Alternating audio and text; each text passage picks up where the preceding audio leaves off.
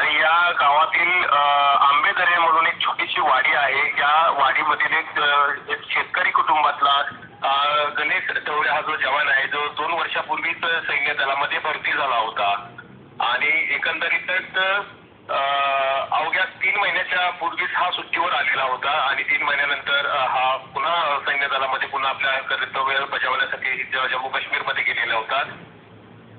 दरम्यान हिमनगचा फार मोठा असा कोसळल्यामुळे जवान त्या ठिकाणी सापडले। त्याच्यामध्ये सातारच्या वाई तालुक्यातील हा जवान त्या ठिकाणी शहीद झालेला आहे। ही बातमी ज्यावेळी सातारा जिल्ह्यामध्ये पसरली तर प्रशासनाच्या माध्यमातून ही बातमी ज्यावेळी त्या कुटुंबाला कळवण्यात आली होती त्यावेळी त्या कुटुंबाचा विश्वासच ऍक्च्युली या घटनेवर बसलेला नाही आणि ही घटना कळताच संपूर्ण कुटुंबावर त्याच्या वीर शहीदाच्या आईनं अगदी हंबरडा फोडला।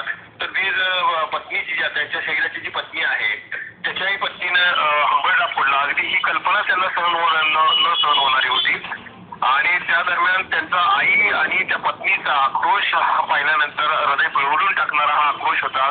संपूर्ण गाव एका मिनिटातच अख्खं गाव त्या शहीदाच्या घरी जमा झालं।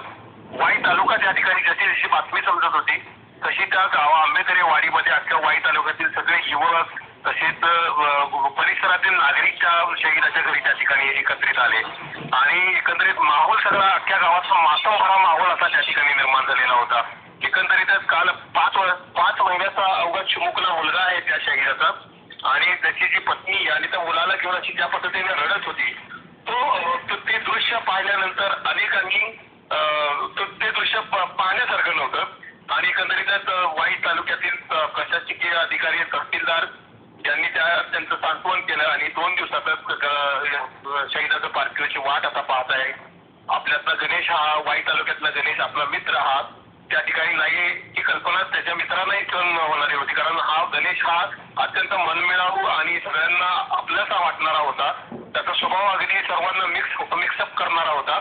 असा गणेश आता आपल्यात नाही ही कल्पना त्यांच्या मित्रांनाही सहन होणार होती आणि एकंदरीत शोकसागरात संपूर्ण वाई तालुका पडलेला आहे। नक्कीच इम्तियाज, दिलेल्या माहितीसाठी धन्यवाद। तर आपण बघतोय की काश्मीर मधल्या मछली सेक्टरमध्ये झालेल्या या हिमस्खलनात साताऱ्यातला जवान देखील आता यामध्ये शहीद झाले। अवघ्या महाराष्ट्राने 6 जवान गमावलेले आहेत आणि दिल्लीतून पुण्याकडे त्यांचं पार्थिव आणणार असल्याची माहिती देखील मिळत आहे। तसंच संपूर्ण साताऱ्यात शोककळा पसरली आहे।